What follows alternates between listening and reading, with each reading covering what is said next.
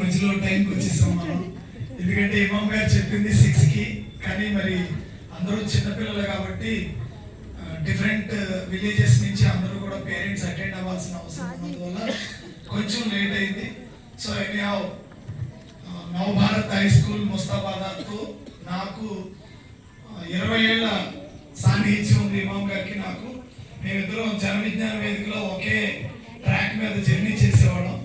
అలా పరిచయం అయినటువంటి ఇమామ్ గారు మరి అద్దెకున్నటువంటి పాత క్యాంపస్లో ఒకసారి నేను కాయిన్ ఎగ్జిబిషన్ పెట్టాను 2016 ఆ టైంలో.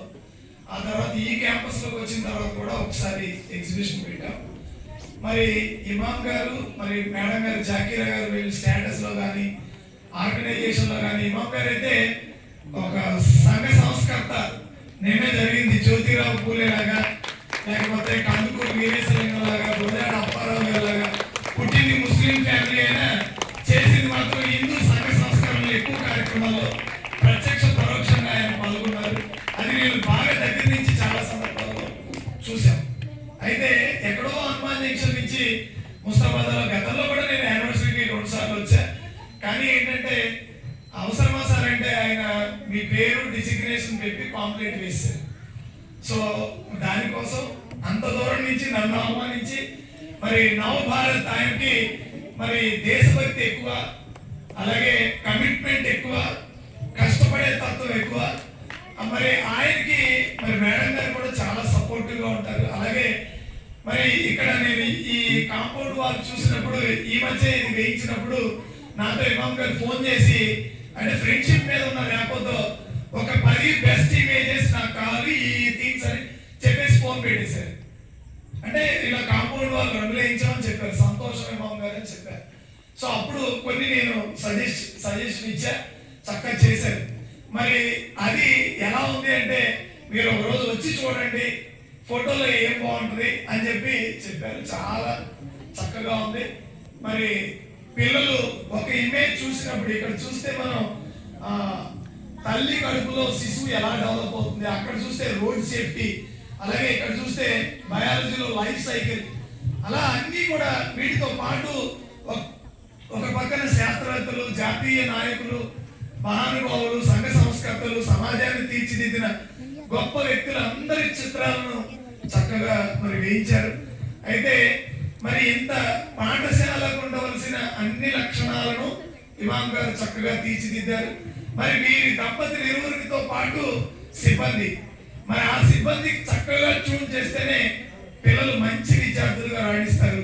బెస్ట్ ఎగ్జాంపుల్ ఇక్కడ క్లాసికల్ డ్యాన్స్ పాప మరి పెర్ఫామ్ చేసింది.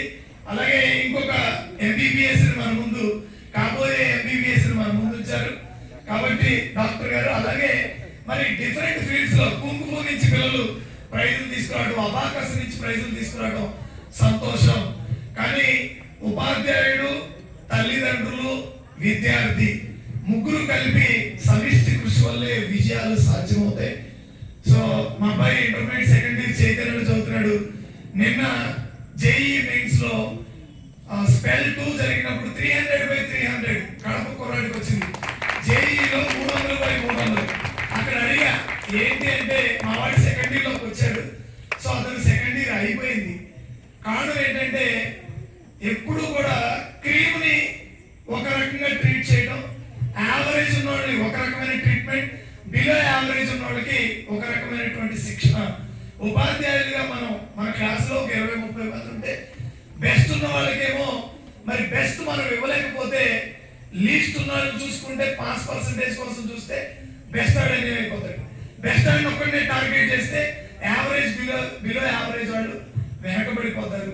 మరి ఉపాధ్యాయులుగా స్కూల్ యాజమాన్యం అన్ని బాధ్యతలు తీసుకున్నప్పటికీ తల్లిదండ్రులు కూడా మన పిల్లల ఇంటి దగ్గర ఈరోజు స్కూల్లో ఏం చెప్పారు, ఏ టీచర్ ఏ పాఠం చెప్పారు, ఏ మంచి ఏంటి చెడు ఏంటి అని కనుక తల్లిదండ్రులు కూడా మరి శ్రద్ధ పెట్టినప్పుడు మాత్రమే పిల్లలు రాణించబడతారు.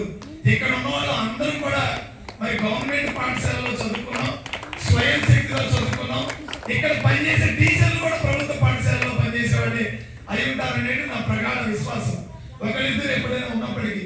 కానీ కాలం మారింది, కాలంతో పాటు ఆలోచనలు మారినాయి, వేగవంతమైన జీవన విధానం, ఆంగ్ల విద్య, అలాగే కార్పొరేటీకరణ వీటన్నిటితో పాటు అందరూ కూడా పరిగెత్తాల్సిన అవసరం ఉంది. మరి తల్లిదండ్రులు మన పిల్లలకి ఎటువంటి టాలెంట్ ఉందో, డ్రాయింగ్ లో ఉందా, మ్యాథ్స్ లో ఉందా, ఇంగ్లీష్ లో ఉందా, లాలో ఉందా, పోలీస్ లో ఉందా, ఎడ్యుకేషన్ మీద ఉందా, ఇలాంటి విషయాలను తల్లిదండ్రులు గమనించి చిన్నప్పటి నుంచి చక్కటి తర్ఫీదుని ఇచ్చినప్పుడు, అలాగే మరి యాజమాన్యంతో మా పిల్లలు ఈ సబ్జెక్ట్ లో ఇంట్రెస్ట్ ఉంటారు అని మీరు షేర్ చేసుకుంటే ఖచ్చితంగా వాళ్ళు కూడా ఆ దిశగా ఇంకా మంచి తర్ఫీదునిచ్చి మన పిల్లలను ఉన్నత విద్యార్థులుగా తీర్చిదిద్దడానికి అవకాశం ఉంటుంది. కాబట్టి ఒక చేయికి ఎప్పుడు శబ్దం రాదు. అలాగే తల్లిదండ్రులు కూడా ఇక్కడ ఉన్నటువంటి ప్రిన్సిపాల్ మేడం, క్లాస్ టీచర్లకు అందరికీ సపోర్ట్ ఇస్తే గొడవకు మాత్రం స్పీడ్ గా వచ్చే పరిస్థితి లేకుండా దయచేసి ఒకప్పుడు మాస్టర్ చెప్పాడు, మా మిత్రుడు చెప్పారు, సార్ ఏం చెప్పారంటే మేము చిన్నప్పుడు చదువుకునేటప్పుడు ఆ సందులో ఏ సబ్జెక్ట్ టీచర్ వచ్చినా అందరూ పారిపోయేవాడు. ఎందుకంటే అంత భయం ఉండేది, ఉపాధ్యాయుడు అంటే అంత భక్తి ఉండేది, అంత గౌరవం ఉండేది, అంత బాధ్యత ఉండేది, అదే ఊళ్ళో పనిచేయటం. కానీ వాళ్ళ కాలంతో పాటు తల్లిదండ్రులు ఇద్దరు ఉద్యోగాలు చేయటం, మరి కూలి పనులకు వెళ్ళటం, జీవన విధానంలో తప్పదు. అందరూ కూడా వేరు వేరు స్టేషన్ నుంచి వస్తూ ఉన్నాం కాబట్టి దానికి తల్లిదండ్రులు కూడా మీరందరూ మరి మీ పిల్లల్ని తీర్చిదిద్దేటువంటిది. ఎందుకంటే మనం మన పిల్లలకి ఇచ్చే బెస్ట్ ఆస్తి ఏంటంటే ఎడ్యుకేషన్, విద్య ద్వారానే మన ఆ డ్రెస్ మారుతుంది. ఎక్కడో కృష్ణానది చివర అమరిగడ్డలో పుట్టాను.